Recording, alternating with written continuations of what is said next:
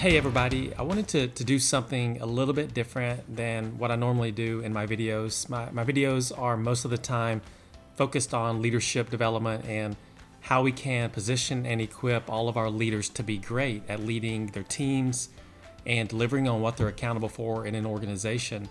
But today I wanted to do something a little bit different. I wanted to share something that I've been thinking about really for the last 4 or 5 months since we've been in this weird state. We've been quarantined, and everything that is around us, whether personally, professionally, and the world around us, has really been thrown into chaos. And we've all been going through this together, trying to figure out what does life look like in this COVID world. And so I wanted to share with you something that I've been thinking about a lot. And it's actually something that I've been telling myself for a number of years. It's something that I tell my kids all the time. And it's this idea that the most important story that I tell is the story that I tell myself. That the most important story that you tell is the story that you tell yourself.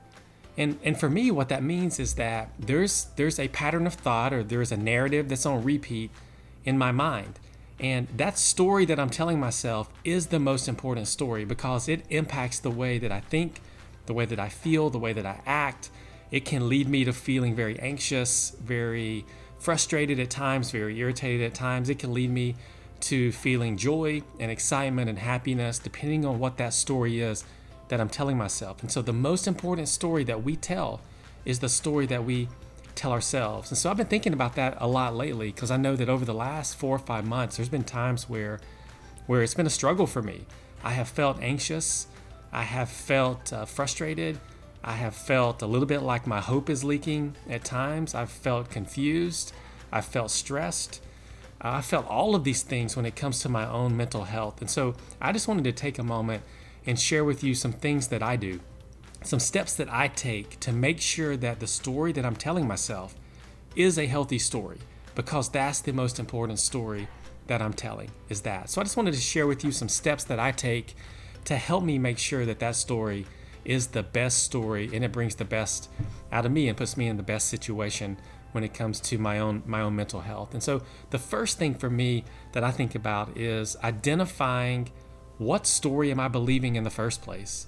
What is the story that is on repeat in my mind that I'm thinking about? And I've been thinking about that in the context of all of my Spotify playlists. And I have gone through all kinds of playlists through this quarantine. There have been times where I have gone through my 90s country George Strait playlist. I've gone through my Broadway musicals playlist.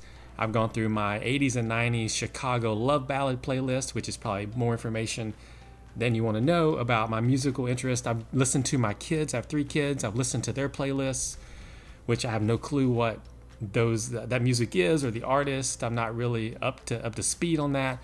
But in the background, as I've worked, I've had these playlists going on. In the background, as I've exercised, I've had these playlists going on. And it made me stop and think, what is the playlist that's going on in my mind? What is the story that I'm believing? What is the narrative about myself or about the world around me that's on repeat, that is having an absolute impact on the way that I think, feel, and act? What is that story? And so the first thing to do is to pause, take a step back, and identify what is the story that we're believing. The second is to replace that story with a true story, with a better story, with a healthier story. And so we identify what is the story that's on repeat, but then we have some go-to narratives about ourselves that are true and that are real. We have some go-to stories or narratives about the world around us that we know to be true and we know to be real, and we write those down and we come back to those. And so whenever we recognize that we're believing a negative story or something that's having a negative impact on us, we can exchange that negative story for this positive story. And one of the ways that I practically do that is in the mornings or in the afternoons or at different times during the day, I'll go on a thank you walk. And I'll go on a walk and I'll think in my mind, and a lot of times I'll speak out loud all the things that I'm thankful and I'm grateful for. And it's amazing to me that whenever I take a stance of gratitude, when I start to recite and remind myself of all the things I'm grateful for, how it changes the narrative going on in my mind. And it changes the way that I feel. It changes the way that I frame up the world. It changes the way I frame up my anxiety or my stress. And so it's important to identify what is the story on repeat. But the second thing is we have to exchange and replace that story with a positive story. The third is for us to beware of what we're feeding our mind. We have to beware of what we're putting into our minds.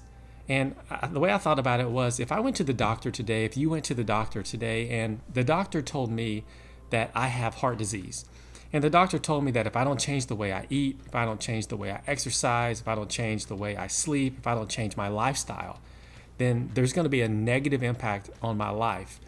And if I want to be healthy, I'm going to have to make changes. I'm going to have to be aware of what I'm putting into my body in order to bring my heart back up to the health to be able to prolong my life. I will tell you that if I went to the doctor and they shared that with me, I would make the changes. You would make the changes as well. We would make the changes to live a more healthy life, which may mean that we stop doing some things we were doing and we start doing some new things. And it's the same thing with our mind, is that we have to beware and be mindful of what are we putting into our mind. And I thought about it in the sense of, one of the things that I love to eat is what I call a Krispy Kreme fat bomb. And here, let me show you a picture of what a Krispy Kreme fat bomb is. A Krispy Kreme fat bomb is the chocolate iced cream filled donut. It's got chocolate on top. It's got cream in the middle. It is a delicious, delicious piece of food. It is a delicious delicacy. And the reason why I call it a Krispy Kreme fat bomb is that as you're eating it, you can actually feel yourself getting fatter. And so if I could, for breakfast, for lunch, for dinner, I would eat Krispy Kreme fat bombs all the time. In fact, at my wedding, I had a pyramid of Krispy Kreme fat bombs for the people at the reception to be able to partake of this delicacy that's so delicious. But if all I ever ate was a Krispy Kreme fat bomb, it wouldn't take long for my body to revolt.